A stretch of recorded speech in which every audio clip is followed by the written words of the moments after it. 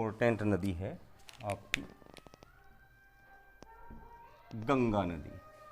उद्गम को लेकर बड़ा समस्याएं हैं। ये यमुनोत्री है और ये गंगोत्री है।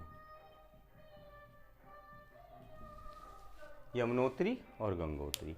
आप जिससे भी पूछोगे किताब में कहीं भी लिखा मिलेगा, स्पष्ट रूप से लिखा मिलेगा गंगा गंगोत्री से निकलती है, जबकि ये सत्य नहीं है। गंगा को गंगा बनने के लिए भी कम से कम 7 प्रयागों से होकर गुजरते हैं।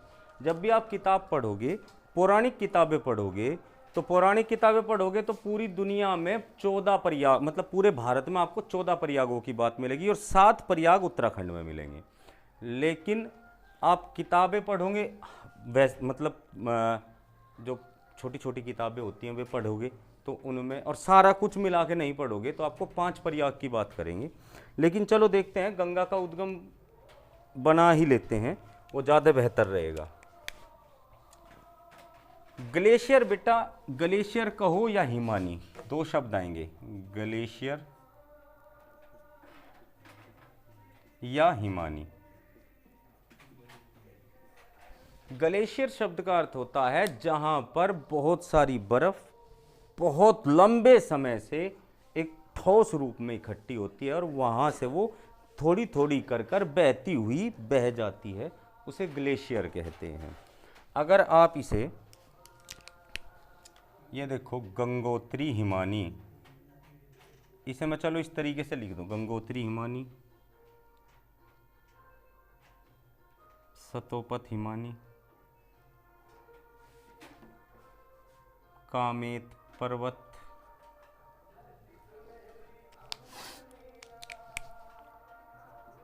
ये गंगोत्री हिमानी कह लो,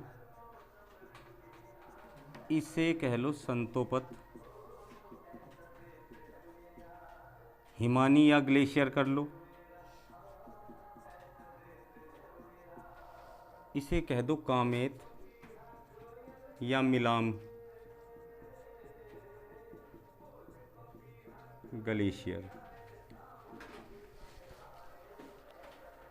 अब यहां से क्या होता है, गंगोत्री से एक नदी निकलती है जिसका नाम है जाह्नवी। दिशा को आप तीर के निशान से समझेंगे कि ये कौन सी दिशा में जा रही है, और ये पहुंचती है गोमुख। ये स्थान कौन सा है भाई, ये स्थान है गोमुख।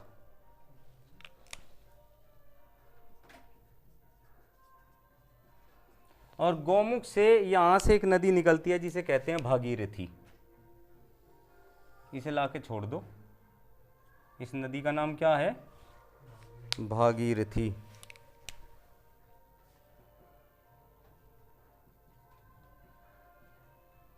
राजा सगर के पुत्रों को तारने के लिए, तर्पण करने के लिए राजा भगीरथ ने तप करके गंगा को गोमुख से अवतरण कराया था।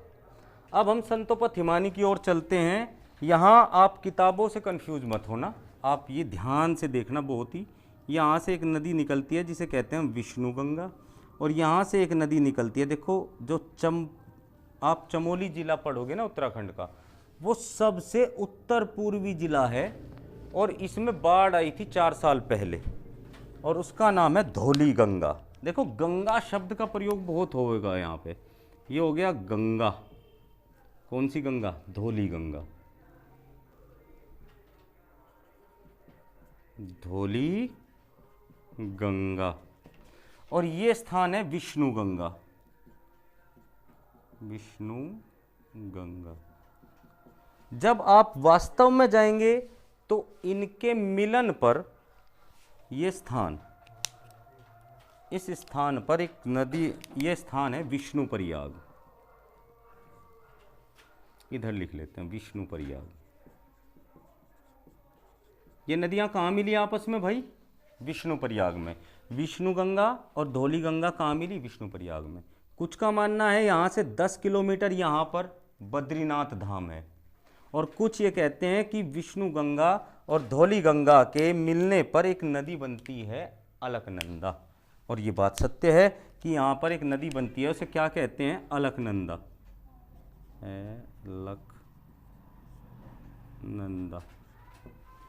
अलकनंदा। अलकनंदा यहाँ से इस दिशा में बहती हुई जा रही। दिशा देखेंगे, बड़ा जरूरी है। इस तरीके से, और ये आगे जाकर ऐसे मोड़ लगेगा इसमें और ऐसे बहेगी। अब इसमें पहला प्रयाग है विष्णु प्रयाग, और यहाँ पर है बद्रीनाथ धाम। बद्रीनाथ धाम, ये कुछ ग्लेशियर्स के नाम हो गए। अब कुछ यहाँ से पहली एक नदी आकर मिलती है यहाँ, ये ऐसे घूम के आएगी, ऐसे ऐसे। चलिए, इस नदी का नाम क्या है?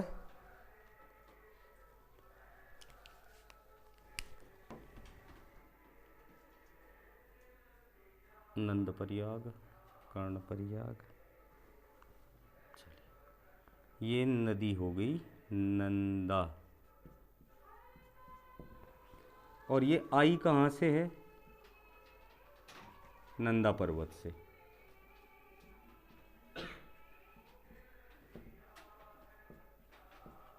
या इसे कह लो नंदाकिनी। नंदाकिनी। और ये जो स्थान बनेगा ये क्या कहलाएगा? नंद प्रयाग।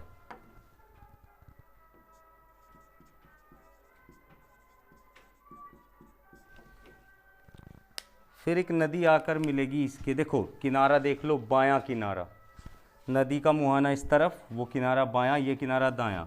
एक नदी यहाँ से आकर मिलेगी इसमें, इस नदी का नाम होगा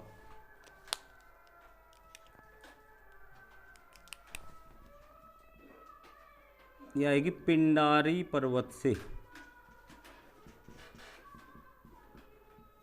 पिंडारी पर्वत, यहाँ से नदी का नाम पिंडार या कर्णगंगा। नदी का नाम कर्णगंगा। ये कर्णगंगा नदी कह लो या फिर पिंडार कह लो। मिलेगी कहाँ आकर? कर्ण प्रयाग में।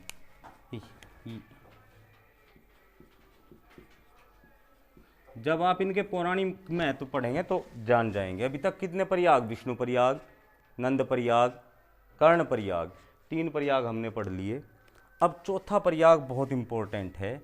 यहाँ पर एक ग्लेशियर है चोराबारी, बना लेते हैं।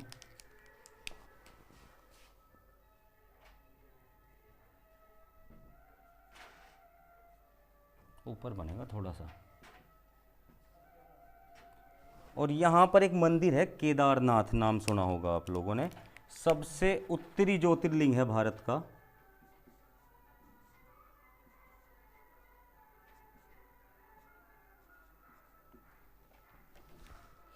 ग्लेशियर का नाम है चोराबारी। चोराबारी कह लो या वारी कह लो, चोराबारी ग्लेशियर। यहाँ से निकलती है मंदाकिनी। माता मंदाकिनी कहते हैं शिव के चरणों को धोते हुए यहाँ पहुँचती हैं। और ये स्थान जो है मंदाकिनी, मंदाकिनी। और ये जहाँ मिलती है ये स्थान है रुद्रप्रयाग। रुद्रप्रयाग,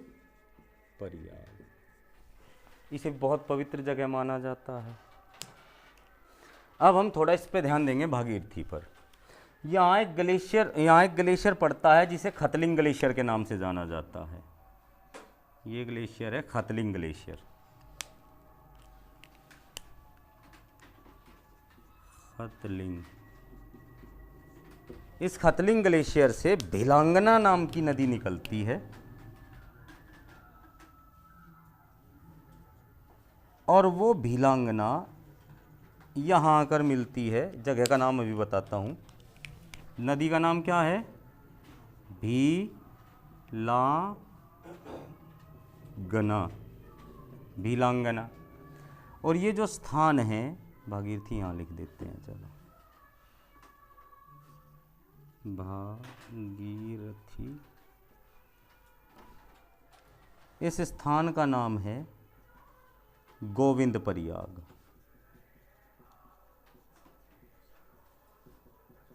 यहाँ भारत का नहीं विश्व का भी सबसे ऊंचे बांधों में से एक टिहरी बांध।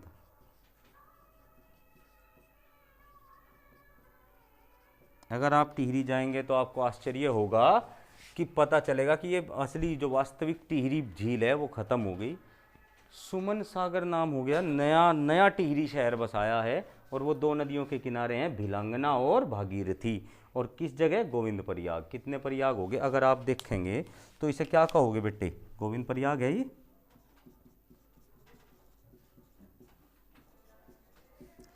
यहाँ बसाने की कोशिश चल रही है गणेश प्रयाग, 7वां प्रयाग हो गया।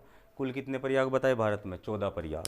तो 7 प्रयाग ये होगी। ये अब आगे बढ़ती है और ऋषिकेश से 72 किलोमीटर ऊपर जाकर किससे मिलती है? अलकनंदा से। ये कौन सी नदी है? अलकनंदा। और ये कौन सी नदी है? भागीरथी। और ये स्थान है देव प्रयाग। और यही देव प्रयाग, इसी स्थान से निकलकर चलती है गंगा। आप जिसे गंगा कहते हो ना, गंगा, वो गंगा का जो उद्गम स्थल है वो देव प्रयाग है। अलकनंदा और भागीरथी, इन दो नदियों का संगम रुद्रदेव प्रयाग में होता है। ऋषिकेश से 72 किलोमीटर ऊपर पड़ता है। कोई 72 कहेगा, कोई 70 कहेगा, ऊपर किलोमीटर पड़ता है।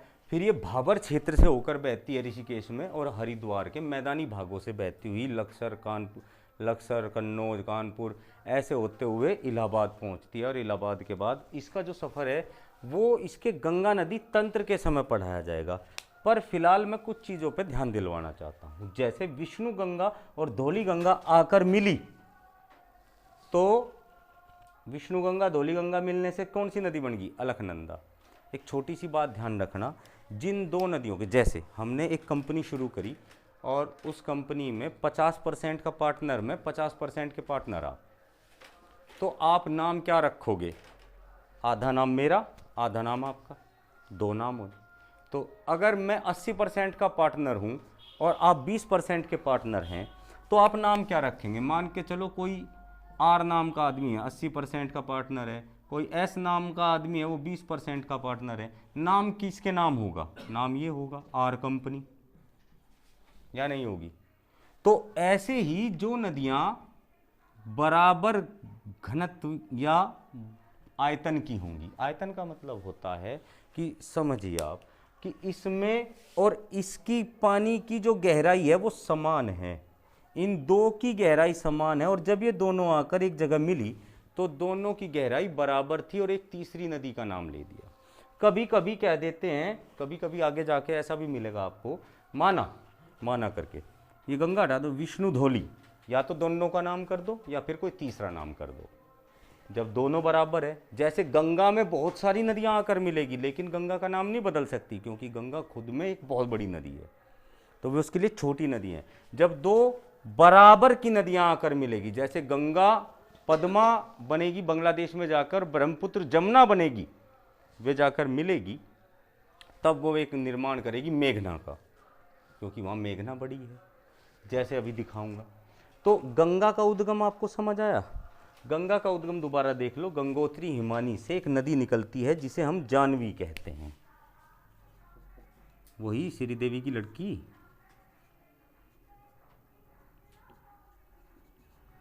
जानवी कह लो या जहानवी। वो गोमुख पहुंचती है, गोमुख से भागीरथी बनकर निकलती है, भागीरथी में भीलांगना खतलिंग ग्लेशियर से आकर निकलती है, ग्लेशियर है भैया, ठीक है, खतलिंग से निकलती है ग्लेशियर से, और गोविंद प्रयाग पहुंचती है। यहाँ पर बांध है टिहरी बांध, यहाँ से आगे बढ़ती है, देव प्रयाग में जाकर अलकनंदा से मिलती है। अगर आप 2000 से पहले, सन 2000 से पहले लोकगीत सुनते हमारे क्षेत्र के, तो आप इन दोनों में एक नदी, थोड़ा सा इनका पौराणिक महत्व बता दूं मैं। एक नदी को इनमें से सांस कहते हो और एक नदी को इनमें से बहू कहते हैं। तो किस नदी को सांस और किस को बहू कहते हैं और वो बताता हूँ मैं। भागीरथी को सांस कहते हैं और अलकनंदा बहू नदी कहलाती है। इन दोनों का रिश्ता कैसा है? सांस बहू का। जब भागीरथी ऊपर से आती है, देखो आपको पता ही है गंगा धरती पर नहीं आना चाहती थी, लेकिन भगीरथ ने तपस्या करी। कहाँ करी? यहाँ पर मानो, यहाँ पर 33 कोटि देवताओं का मंदिर भी यहाँ है, और शिव का मंदिर है, विष्णु का मंदिर है, यहाँ कर्ण का मंदिर है, यहाँ पर नंद बाबा नंद कृष्ण के जो नंद बाबा हैं उनका मंदिर है, और यहाँ पर तो आपको पता ही है बद्रीनाथ धाम है, 4 धामों में से एक धाम है, और ये आपको पता ही है केदारनाथ 12 ज्योतिर्लिंगों में से एक ज्योतिर्लिंग, जो उत्तरी ज्योतिर्लिंग है सबसे बड़े। और यहाँ पर आप आइए तो ये गोमुख हो गया, ये खतलिंग ग्लेशियर हो गया। ऐसे ही करते हुए इसे सांस और बहू क्यों कहते हैं? ये बहुत वेग से ऊपर से नीचे आती है। यहाँ पर आप पौराणिक कथा पढ़ेंगे तो उसमें पता चलेगा कि ये वेग से क्यों आती है। बहुत वेग से ऊपर उथल पुथल मचाए आती है, जबकि इसका तंत्र बड़ा नहीं है, लेकिन ये पूरे परिवार को बड़े आराम से साथ लेकर आ रही है धीरे धीरे। और कहते हैं जब भागीरथी देवप्रयाग में इस अलकनंदा से मिलती है तो शांत हो जाती है, और ये शांत बहते हुए ऋषिकेश हरिद्वार के रास्ते आ जाती है। तो कहते हैं अच्छी बहू के गुण जब सांस से वात्सल्य प्राप्त कर लेते हैं, ऐसा कहा जाता है, पौराणिक कथाएं हैं। लेकिन यूपीएससी में पूछा है कि बहू और सांस का रिश्ता किन दो नदियों के बीच है, तो मैंने आपको बता दिया किन दो नदियों के बीच में है। तो गंगा के लिए अब कोई यहाँ से तो मत कह देना कि यहाँ कि भाई यहाँ तो गंगा, आपने गंगा लिख दिया तो ये गंगा हो गया, और ये लीजिए ये आकर कहाँ गिरी? बंगाल की खाड़ी में। कहीं ना कहीं तो आकर गिरना ही है। देखो कोई भी ताल होगा, कोई भी नदी होगी, कोई भी सरोवर, या तो छोटी नदी बड़ी नदियों में, और बड़ी नदी सागर महासागरों में जाकर कंफर्म मिलेगी ही, और वो यहाँ पर मिली है। तो ये नदी है गंगा, इसकी लंबाई है 2525 किलोमीटर, देवप्रयाग से इसका उद्गम है। बाकी चीज़ें आप समझ गए, ये सारी चीज़ें लिखी हुई हैं, यहाँ से ध्यान से देख लेंगे।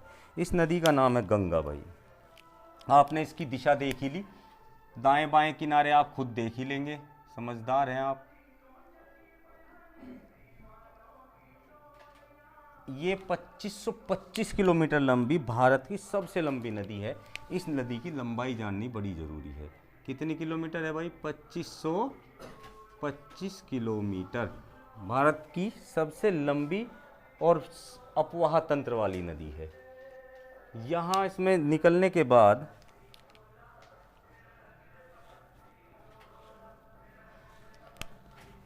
इससे बाद में अगर आप देखोगे तो सबसे पहले रामगंगा आकर इसमें मिलेगी। Ramganga national park, heli national park और जिम कॉर्बेट नेशनल पार्क उसी कहते हैं। रामगंगा आकर मिलेगी, तो वो तो हम गंगा नदी तंत्र में पढ़ा देंगे आपको। लेकिन नेपाल से आने वाली काली और कर्नाली नदी के संगम से एक नदी बनती है, और उसे कहते हैं काली कर्नाली के संगम से ये बन गई घाघरा, और ये छपरा बिहार में जाके इससे मिलती है। इस नदी का नाम क्या है? घाघरा या घग्गर। घाघरा। नेपाल में काली, ये रही काली कह लो, महाकाली कह लो, काली कर्नाली, इनके संगम से आकर मिलती है गंगा में, छपरा बिहार में जाकर मिलती है। उसके बाद गंडकी या नारायणी, ये भी बिहार में मिलती है। इसे ऊपर ले जाते हैं ना, यहाँ से ऐसे बना लो, ये अच्छा रहेगा। इसे देखो नेपाल में तो इस नदी को कहते हैं नारायणी, नारायणी। और यहाँ गंडक या गंडकी क्यों कहा जाता है? गंडक, यहाँ से शालिग्राम नाम के पत्थर निकलते हैं। शालिग्राम नाम के पत्थर जानते होंगे, विष्णु भगवान का स्वरूप होता है, सारे पत्थर शालिग्राम के रूप में निकलते हैं। और फिर आती है बागमती। पशुपतिनाथ ज्योतिर्लिंग समझ लो आप, ज्योतिर्लिंगी है।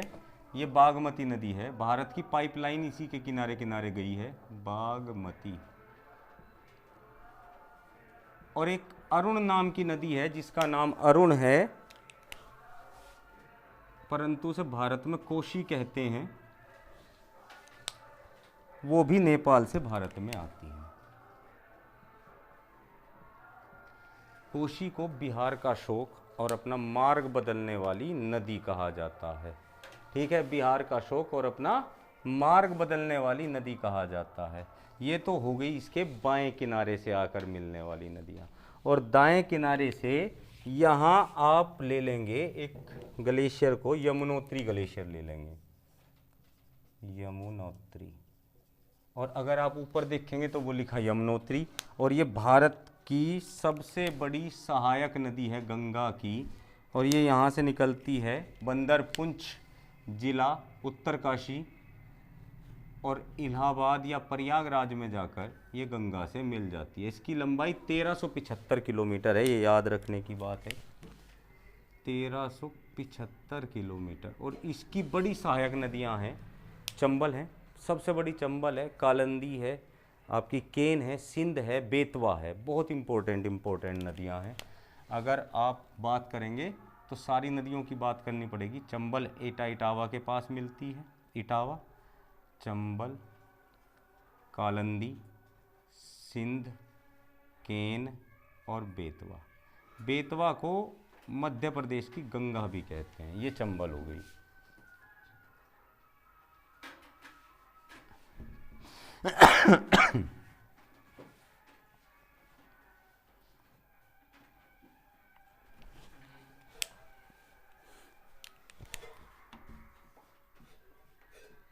चंबल, सिंध। पिछली बार उत्तर प्रदेश के पेपर में केन और बेतवा एक प्रश्न आया था कि निम्न में से किसकी सहायक नदी नहीं है। यमुना की सहायक नदी नहीं है, ऐसा सवाल आया था। तो ये यमुना की सहायक नदियां हैं और ये यहाँ प्रयागराज में जाकर, यानी कि आपको एक प्रयागराज तो यहाँ पीछे बनाना पड़ेगा फिर,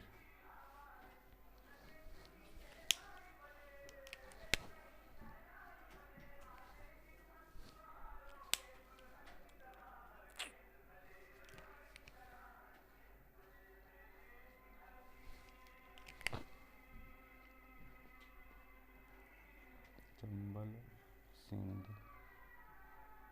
केन और बेतवा।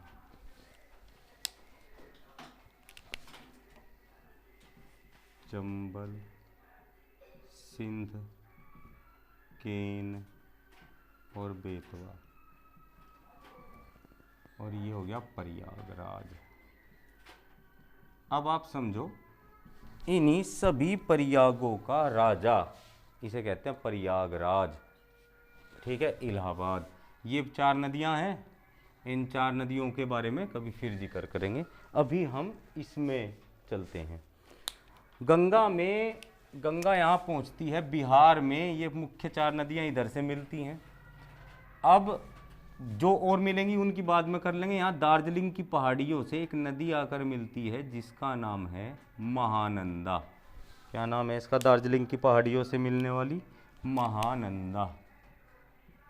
महानंदा ये भारत में गंगा से मिलने वाली सबसे अंतिम नदी है। इसके बाद गंगा बांग्लादेश में प्रवेश करती है और गंगा का नाम पद्मा हो जाता है। यहाँ पर पद्मा, गंगा का नाम पद्मा हो जाता है। हम गंगा को यहीं तक रखेंगे। अब हम चलते हैं